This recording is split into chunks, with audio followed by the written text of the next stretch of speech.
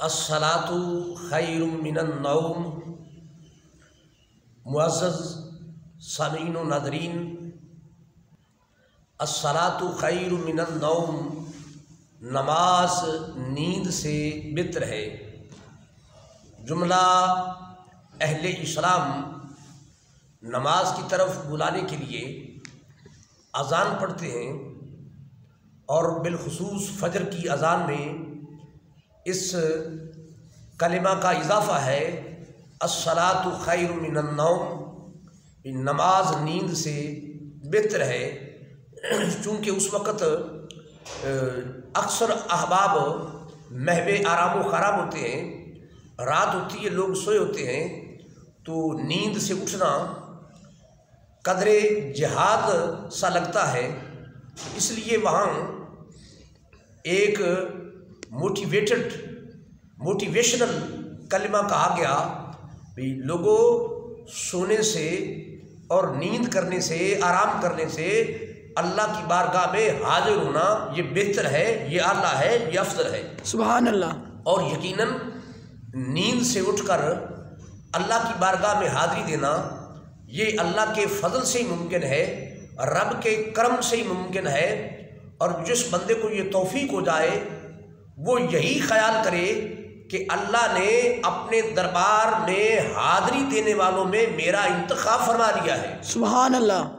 एक दफ़ा एक खातून खाना रात को तहज्जुद के वक़्त उठकर यानी अपनी नींद की कुर्बानी देकर रब की बारगाह में हाजिर थी, मुसल्ला नशीन थी, नवाफिल पढ़े और हाथ उठा के, हाथ फैला के रब के दरबार में वो दुआ कर रही थी कि ऐ मेरे मालिक व मौला, जो तुझे मुझसे मोहब्बत है, तुझे उस मोहब्बत का वास्ता मेरी मग़फ़िरत फरमा दे, मेरी बख्शिश फरमा दे।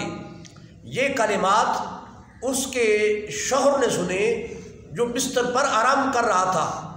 उसने कहा कि आप ये कह रही हैं अल्लाह, जो तुझे मुझसे मोहब्बत है, तुझे उस मोहब्बत का वास्ता मुझे बख्श दे, मेरे ऊपर रहम फरमा दे। तुझे क्या पता भाई रब तेरे से मोहब्बत करता है? तू ये क्यों नहीं कहती या अल्लाह, जो मुझे तुझसे मोहब्बत है, तुझे उस मोहब्बत का वास्ता मेरी बख्शिश फरमा दे, मुझ पे रहम फरमा दे। तू कह रही कि अल्लाह, जो तुझे मुझसे मोहब्बत है, तुझे क्या खबर भी रब तुझसे मोहब्बत करता है कि नहीं? तो उस खातून ने कहा कि ऐ मेरे शौहर नामदार, आप यही से यकीन कर लें और मुझे यही से यकीन हुआ है कि मेरे रब को मुझसे मोहब्बत है।